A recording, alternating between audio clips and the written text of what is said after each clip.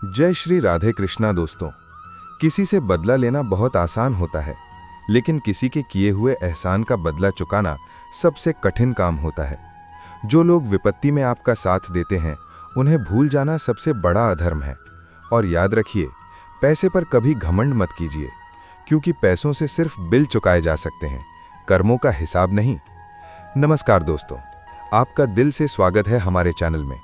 दोस्तों, आज की ये कहानी हमें ये सिखाएगी कि जीवन में किन 4 लोगों पर कभी भी भरोसा नहीं करना चाहिए। एक बुद्धिमान तोते ने बताया, कुछ लोग ऐसे होते हैं जो दूसरे की स्त्री और धन को देखकर अपनी नीयत खो बैठते हैं, और वही लोग अंत में अपने ही पतन का कारण बनते हैं।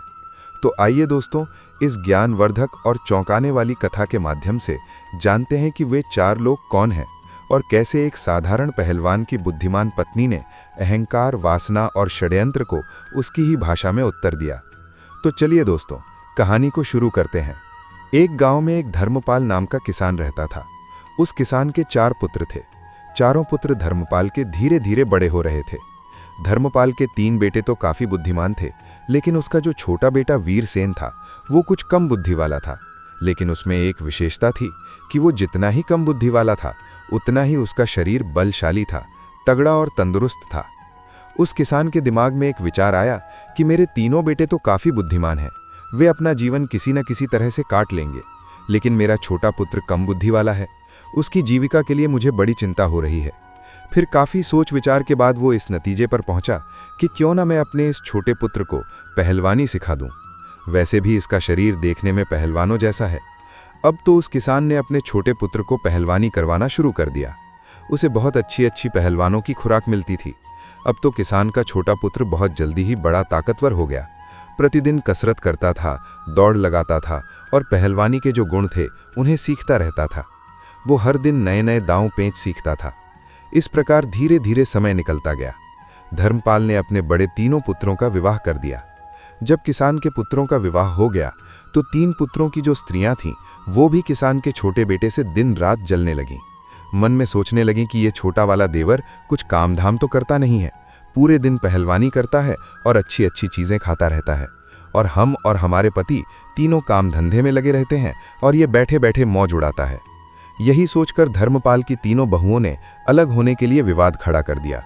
जब अलग होने की जिद करने लगी तो किसान ने मन में सोचा कि अब मुझे अपने छोटे पुत्र का भी विवाह कर देना चाहिए। यही सोचकर उस किसान ने एक बड़ी सुंदर और विद्वान कन्या की तलाश की और उस कन्या के साथ अपने छोटे पुत्र का विवाह संपन्न करा दिया। उस पहलवान वीरसेन की पत्नी इतनी सुंदर थी कि उस पूरे क्षेत्र में कोई भी स्त्री उसके समान सुंदर नहीं थी, और सुंदर होने के साथ साथ वो बड़ी विद्वान थी। उसे 14 विद्याओं का ज्ञान था। अब विवाह होने के बाद चारों पुत्रों को किसान ने अलग अलग कर दिया, ताकि घर में किसी बात को लेकर विवाद न हो। जब चारों बेटे अलग अलग हो गए तो किसान के 3 बड़े बेटे काफी बुद्धिमान थे, इसीलिए वे तीनों अच्छी तरह से कमाने खाने लगे। वे हर काम जानते थे, खेती में भी खूब मेहनत करते थे, इसीलिए उनका समय बहुत अच्छे से चल रहा था। परंतु जो पहलवान था, उसका तो वही काम था, अच्छा अच्छा खाना और प्रतिदिन पहलवानी करना। अब तो बहुत जल्दी ही उसके ऊपर कंगाली आने लगी। उसकी पत्नी उससे दिन रात लड़ने लगी और कहती थी कि तुम कोई काम नहीं करते हो, दिन भर खाली पड़े रहते हो, खाने को अच्छा अच्छा चाहिए, इस तरह से हमारा गुजारा कैसे होगा। अब तो दोनों पति पत्नी में विवाद होने लगा। उसकी पत्नी जो थी वो काफी बुद्धिमान थी। एक दिन वो अपने पति से बोली कि तुम ऐसा करो, इस देश के महाराज अभय सिंह के पास जाओ और महाराज से कहना कि मुझे नौकरी दे दो। तो पहलवान कहने लगा कि ये तुम क्या कह रही हो, मैं तो कोई काम नहीं जानता हूँ, केवल कुश्ती लड़ सकता हूँ और भोजन कर सकता हूँ, और कोई काम तो मुझे कुछ आता ही नहीं है।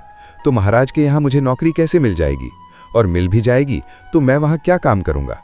तब वो पत्नी कहने लगी कि तुम इस बात की चिंता मत करो कि मैं कुछ नहीं जानता, मैं जो कहती हूँ वो तुम करो। मेरे कहने से तुम महाराज के पास जाओ और महाराज से कहना कि मुझे लखटकिया की नौकरी चाहिए। पहलवान अपनी पत्नी की बात सुनकर उदास मन से महाराज के दरबार को चल देता है। जब महाराज के दरबार में पहुंचा तो महाराज ने देखा कि बड़ा बलवान, पहलवानों जैसा शरीर वाला एक आदमी मेरे दरबार में आया है। महाराज समझ गए कि शायद यह व्यक्ति नौकरी की तलाश में आया होगा। महाराज ने उससे पूछा, आप किस लिए आए हैं? तो वो कहने लगा, महाराज मुझे नौकरी चाहिए। महाराज ने पूछा, अच्छा ठीक है, आप हमें बताओ कि आप करोगे क्या, आप क्या कर सकते हो? तब वो पहलवान कहता है, महाराज, जो काम आपसे नहीं होगा, जो काम आपकी सेना से नहीं होगा, किसी कुटिल देव से नहीं होगा, वो काम मैं करूंगा, परंतु इसके बदले में मैं आपसे 1 लाख टका रोज का वेतन लूंगा। महाराज कहने लगा, तो अच्छा, लखटकिया की नौकरी करोगे? वो पहलवान कहने लगा, जी महाराज। महाराज ने अपने मंत्रियों से विचार विमर्श किया और कहा, देखो तो जरा, क्या हमसे पहले कभी किसी महाराज ने किसी लखटकिया को नौकरी पर रखा है या नहीं? अब तो महाराज के कुटिल देव ने जब पुराने दस्तावेजों में देखा तो उन्हें पता चला कि महाराज के पिता ने ही एक लखटकिया को रखा था। कुटिल देव कहने लगा, महाराज, आपके पिताजी ने एक लखटकिया को रखा था। महाराज, आपके पिता ने भी एक लखटकिया को नौकरी पर रखा था। अपने कुटिल देव की बात सुनकर महाराज ने कहा, तो ठीक है, हम भी अपने यहाँ एक लखटकिया को रखते हैं। यही सोचकर महाराज ने उस पहलवान को लखटकिया के रूप में अपने यहाँ नौकरी दी थी। लखटकिया कहने लगा, तो ठीक है महाराज, आप मुझे रहने के लिए कोई अच्छा सा कमरा दे दीजिए। जब भी कोई ऐसा काम पड़ेगा जो आपसे ना हो, आपकी सेना से ना हो, आपके किसी कुटिल देव से ना हो, तो आप खबर भेजकर मुझे बुलवा लेना। महाराज ने उस पहलवान को अपने यहाँ जो शाही बाग था उसमें रहने को कह दिया। उस शाही बाग में एक बहुत सुंदर महल बना हुआ था। महाराज ने कहा, हे लखटकिया, तुम इस महल में आराम से रह सकते हो। जब मुझे आवश्यकता पड़ेगी तो मैं आपको बता दूंगा। उसी दिन से वो पहलवान 1 लाख टका वेतन रोज पाने लगा। रहने के लिए उसे महाराज की तरफ से एक महल भी मिल गया। अब तो वो पहलवान बड़े ही आराम से उस राजसी महल में रहने लगा। प्रतिदिन पहलवानी करता था, बगीचे में घूमता था और आराम से सो जाता था। धीरे धीरे यूं ही कुछ वक्त बीत जाता है। एक दिन महाराज और उसके कुटिल देव पहलवान से कहने लगे, आज तुम हमें अपने घर लेकर चलो, हम देखना चाहते हैं कि तेरा घर कैसा है। अब तो वो पहलवान महाराज के आदेश को टाल ना सका। वो कुटिल देव और महाराज को लेकर अपने गांव के लिए चल देता है। पहलवान महाराज और कुटिल देव को अपने घर बुला लाता है। पहलवान की पत्नी बड़ी सुंदर थी और बड़ा ही स्वादिष्ट भोजन बनाती थी। उसने देखा कि महाराज और कुटिल देव हमारे घर आए हैं, तो उसने बड़ा ही स्वादिष्ट भोजन बनाया और उन्हें अपने हाथों से परोसा। महाराज की नज़र पहलवान की पत्नी पर चली गई। पहलवान की पत्नी तो सुंदर थी ही, इतनी सुंदर थी कि महारानी पद्मावती भी उसके सामने कुछ नहीं थी। महाराज ये देखकर आश्चर्य में पड़ गया। भोजन करने के बाद महाराज और कुटिल देव वापस चले आए। अब महाराज कुटिल देव से कहने लगा, कुटिल देव, इस पहलवान की पत्नी कितनी सुंदर है, हमारी महारानी भी इतनी सुंदर नहीं है। तब कुटिल देव ने कहा, हाँ महाराज, सुंदर तो है, परंतु क्या किया जाए, ये तो अपना अपना नसीब है। किसी के नसीब में सोना है तो किसी के नसीब में मिट्टी भी नहीं। महाराज बोला, कुटिल देव, मुझे ये बताओ कि हम इसकी पत्नी को पाना चाहते हैं, किस तरह से हम इसकी पत्नी को अपनी पत्नी बना सकते हैं, हमें क्या करना चाहिए? दोस्तों कहते हैं, महाराज, योगी, अग्नि, जल, इनकी उल्टी रीत है, इनसे हमेशा बचकर चलो। महाराजों के उल्टे नियम होते हैं।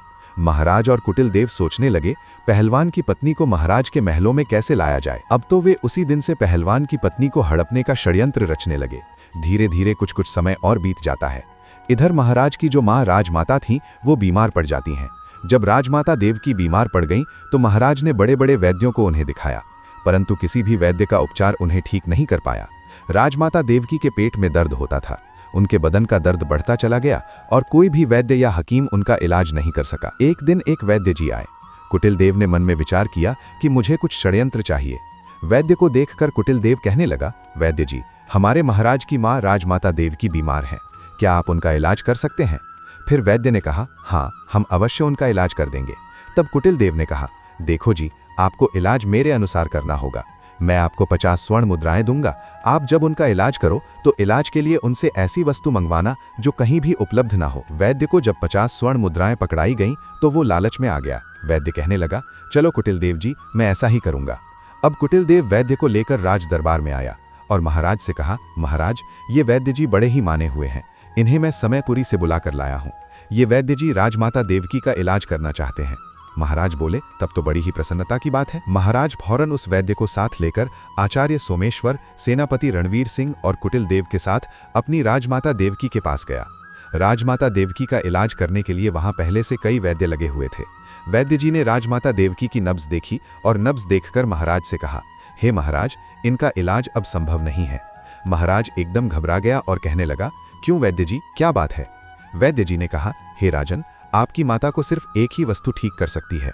महाराज कहने लगा, बताओ वो है क्या? फिर वैद्य बोला, वो वस्तु बड़ी ही दुर्लभ है, इतनी आसानी से नहीं मिल सकती। महाराज बोले, आप बताओ तो सही, मैं उस औषधि को कुछ भी करके ढूंढ कर लाऊंगा। तब वैद्य जी ने बताया, महाराज, यदि आप 4 हूर बीला मंगवा दो तो आपकी माँ ठीक हो सकती है। 4 हूर बीला को मंगाकर आप उनका तेल निकलवाएं और उस तेल की मालिश राजमाता देवकी के शरीर पर करवाएं। राजमाता देवकी बहुत जल्दी स्वस्थ हो जाएंगी। वैद्य की बात सुनकर महाराज मन में विचार करने लगा, अवश्य हमें उस हूरबीला जानवर को मंगवाना चाहिए। फिर महाराज ने पूछा, वो कहाँ मिलता है? वैद्य कहने लगा, वो हूरबीला हिमालय के जंगलों में मिलता है। अब वही वैद्य राजमाता देवकी का इलाज करने में लग गया और महाराज दरबार में आते हैं। दरबार में आकर महाराज ने अपने समस्त सभासदों को बुलाया, मंत्रियों को बुलाया, रणवीर सिंहों को बुलाया और उनसे कहा, कोई भी ऐसा योद्धा है जो हूरबीला नाम के जानवर ला सके। ये बात सुनकर कुछ समझदार व्यक्ति कहने लगे, महाराज ये हूरबीला क्या होता है? हमने आज तक तो ये नाम नहीं सुना। महाराज कहने लगे, ये कोई एक प्रजाति का जानवर है जो हिमालय के जंगलों में रहता है। महाराज की बात सुनकर संपूर्ण दरबारी चुप हो गए, क्योंकि जिस हूरबीला की बात महाराज कर रहे थे आज तक किसी ने उस जानवर को नहीं देखा था। अब तो महाराज उन्हें चुपचाप देखकर कुटिल देव से कहने लगे, कुटिल देव जी ऐसे तो काम नहीं चलेगा। राजमाता देवकी को बचाने के लिए हमें हूरबीला जानवर को लाना ही होगा। फिर कुटिल देव कहने लगा, महाराज ये बड़ा अच्छा मौका है। जो पहलवान हमारे यहाँ 5 महीने से केवल बैठे बैठे तनख्वाह ले रहा है वो किस दिन काम आएगा? क्यों ना ये हूरबीला उसी से मंगाया जाए। आप उसे बुलाकर उससे कहें कि वो 2 महीने के अंदर हूरबीला को लाकर दे, नहीं तो उसे फांसी पर चढ़ा दिया जाएगा।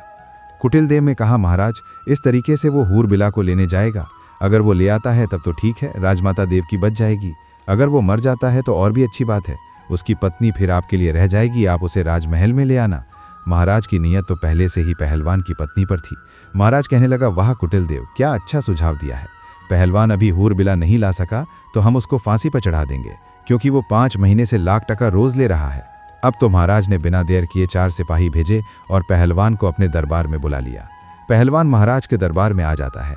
महाराज ने कहा, हे पहलवान, तुम काफी समय से बैठे बैठे वेतन ले रहे हो, अभी तक कोई काम तुमने हमारा नहीं किया है। अब एक आवश्यक काम आ गया है।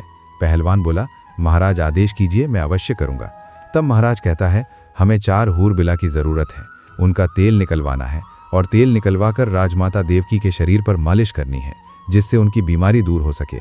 महाराज की बात सुनकर पहलवान सोच में पड़ गया और वो कहने लगा, महाराज मुझे कुछ समझ में नहीं आया, ये हूरबीला क्या होता है? महाराज ने कहा, हम भी नहीं जानते, लेकिन तुम्हें लाना है। काफी सोच विचार के बाद पहलवान कहने लगा, महाराज आप मुझे कुछ समय दीजिए। तब राज बोले, इसके लिए मैं आपको 2 महीने का समय देता हूँ।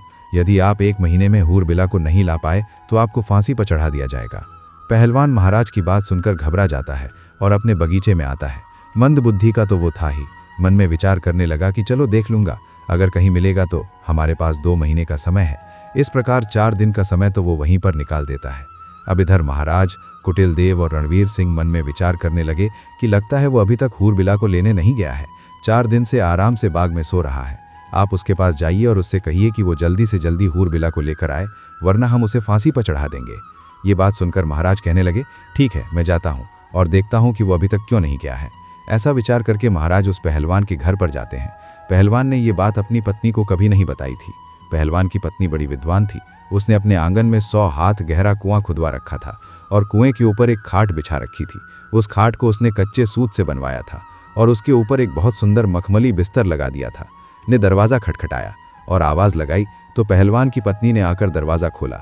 द्वार पर महाराज को देखकर वो कहने लगी, महाराज आप। पहलवान की पत्नी ने महाराज का बड़ा स्वागत किया और कहने लगी, महाराज आप यहीं बाहर विराजिए, मैं आपके लिए भोजन लेकर आती हूँ। मेरे पति इस समय घर पर नहीं है।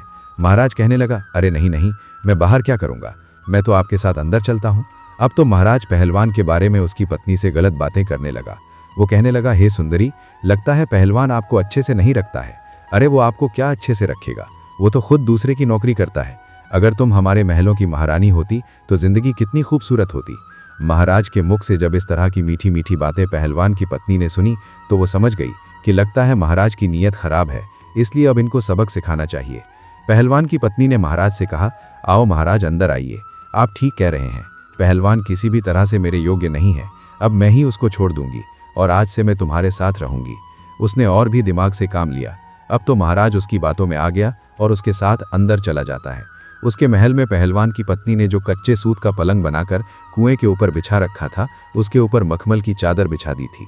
उसने महाराज से कहा, आप इस चारपाई पर बैठिए, मैं आपकी सेवा करती हूँ। जैसे ही महाराज उस चारपाई पर बैठता है तो कच्चे धागे से बना हुआ वो पलंग टूटकर उसी कुएं में गिर जाता है। महाराज उस कुएं में गिर जाता है। महाराज सोचने लगे कि ये क्या हुआ, अब तो मैं फंस गया। इधर महाराज नीचे गिर जाते हैं और उधर पहलवान बड़े आराम से समय पास कर रहा था। जब सुबह हुई तो पहलवान की पत्नी ने अपने देवर जेठ के पुत्रों को बुलाया। उनके कई पुत्र थे।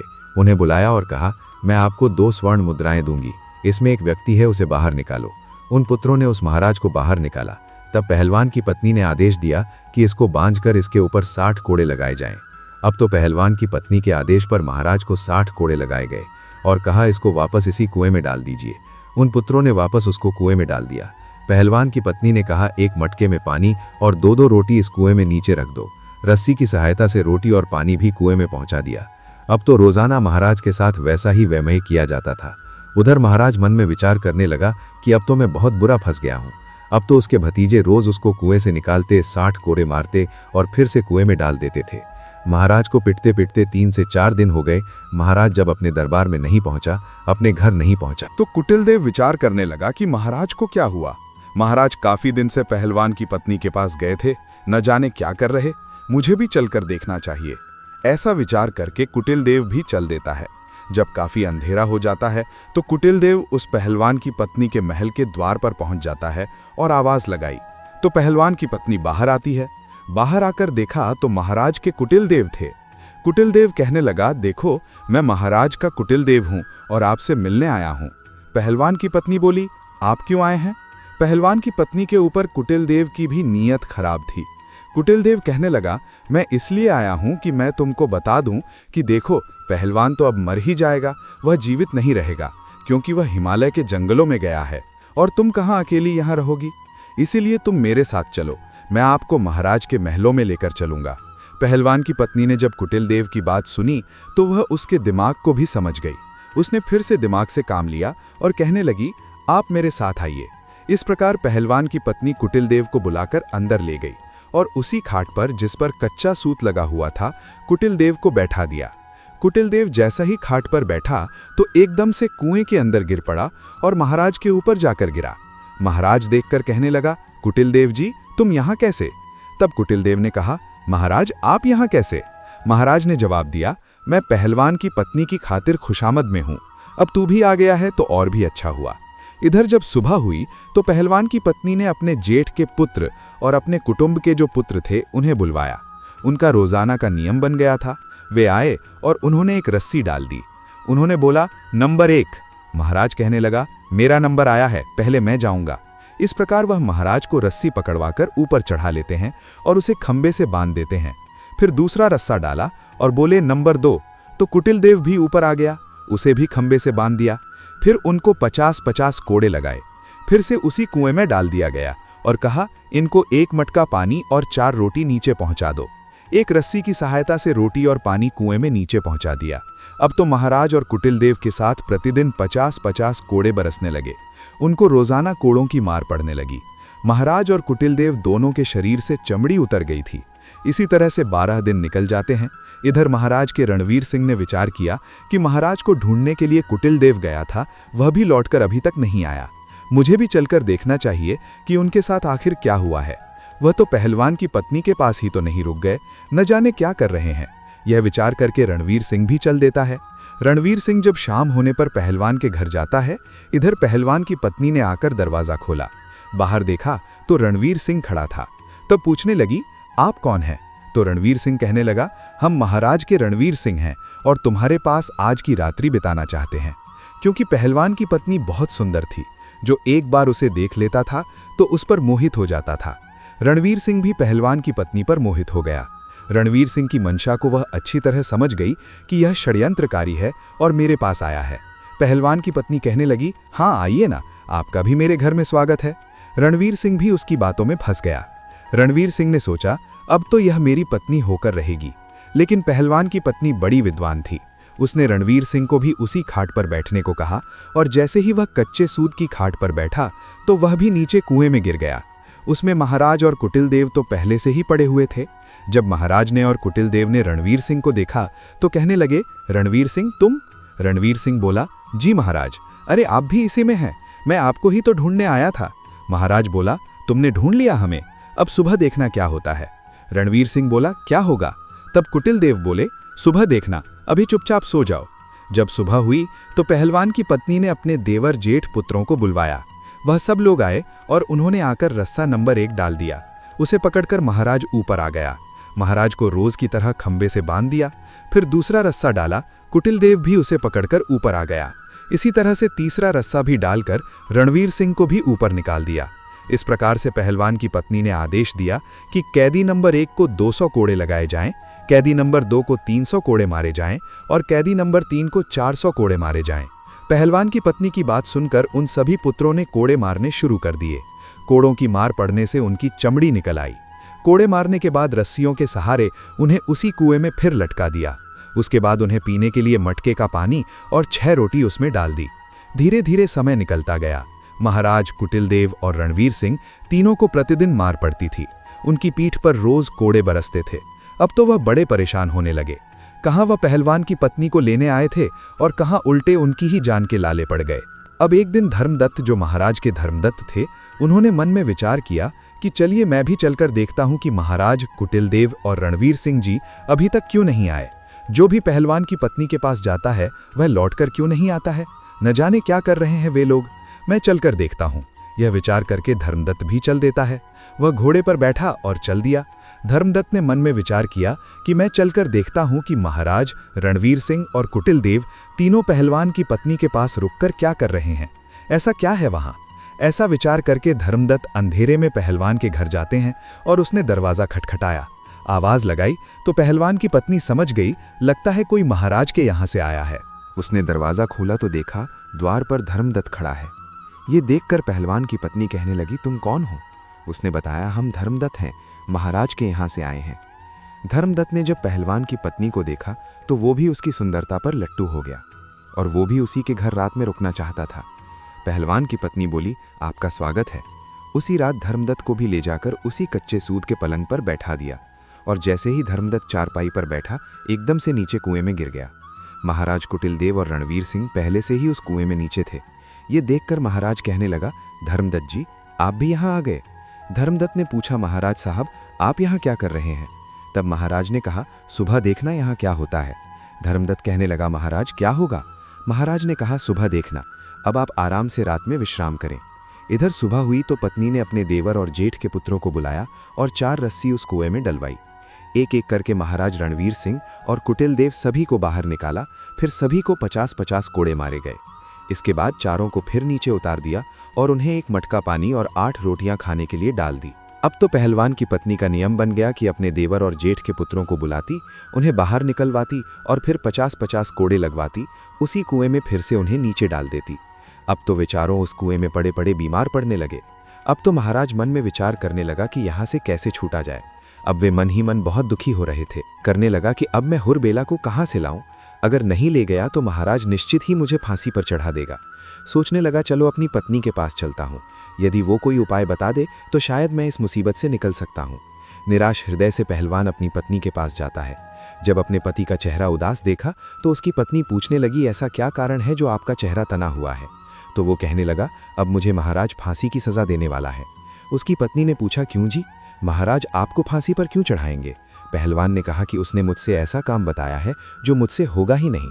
उसकी पत्नी बोली, बताओ तो सही, महाराज ने तुम्हें क्या काम बताया है जिसे लेकर आप इतने चिंतित हैं। पहलवान ने सारी बात अपनी पत्नी को बताई और कहा, महाराज ने मुझसे 4 हुरबेला मांगे हैं और वे हुरबेला हिमालय के जंगलों में मिलते हैं। महाराज उनका तेल निकलवाए, राजमाता देवकी बहुत बीमार है, उस तेल से राजमाता देवकी की मालिश की जाएगी। तब पहलवान की पत्नी कहने लगी, बस ये छोटी सी बात है, मैं तो घबरा गई थी, पता नहीं कौन सी बात होगी। ऐसे हुरबेला तो हमारे जंगलों में काफ़ी है, मैं अपने बालकों से कहकर उन्हें पकड़वा दूंगी। आप तब तक 4-5 दिन के लिए अपने ससुराल चले जाओ, उन्होंने आपको बुलाया है। पहलवान अपनी पत्नी के कहने पर अपने ससुराल चला जाता है। मंद बुद्धि का तो वो था ही।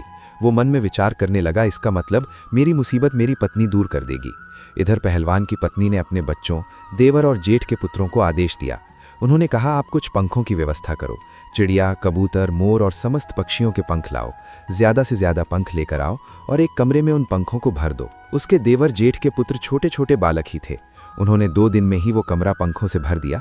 जब तीसरा दिन हुआ तो पहलवान की पत्नी ने अपने देवर और जेठ के पुत्रों को बुलाया और उनसे कहा, आप 2 क्विंटल तारकोल की व्यवस्था करो। इस प्रकार से तारकोल की व्यवस्था की गई। फिर उसके बाद उसे गर्म किया गया। जब वो पतला हो गया तो उसे ठंडा करने रख दिया। ठंडा हो जाने पर उसे एक बड़ी कढ़ाई में भरकर रख दिया। जब तारकोल ठंडा हो गया तो उसे एक बड़ी कढ़ाई में भरकर रखा गया। उसके बाद उस कुएं में 1 नंबर रस्सा डाला गया। तो महाराज सोचने लगा, अरे आज तो मुझे दोपहर से ही बुलाया जा रहा है।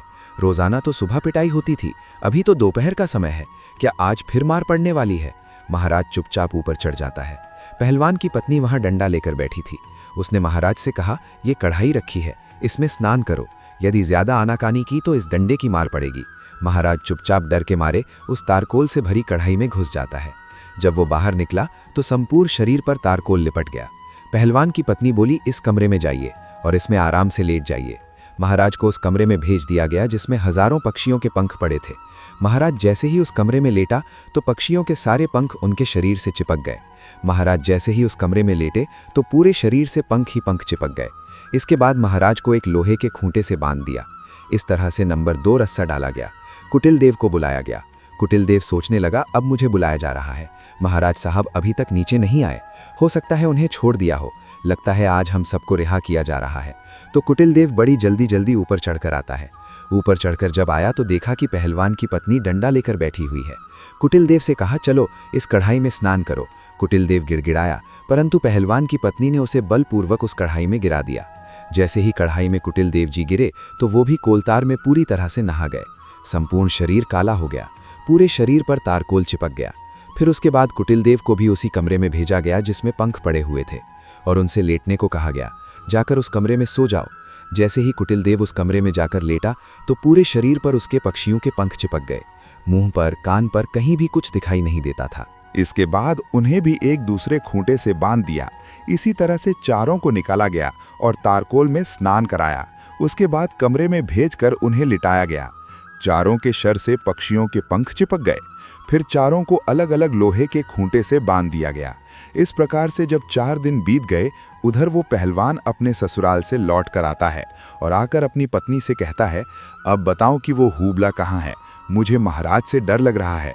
2 महीने का समय पूरा होने वाला है, नहीं तो महाराज मुझे पूरे परिवार सहित फांसी दे देगा। तब उसकी पत्नी बोली, आप इतना क्यों घबरा रहे हो, देखो मैंने पहले ही आपकी व्यवस्था कर दी है, चारों हूर-बिला अंदर बंधे हैं।